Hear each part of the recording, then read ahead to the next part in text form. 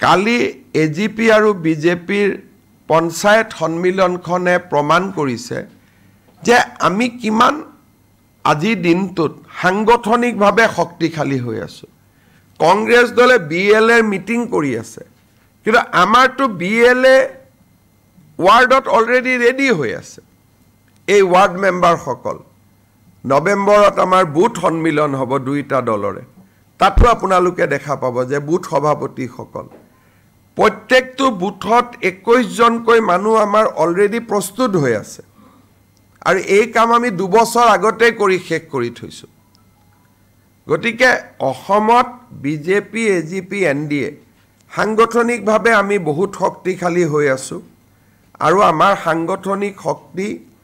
আজি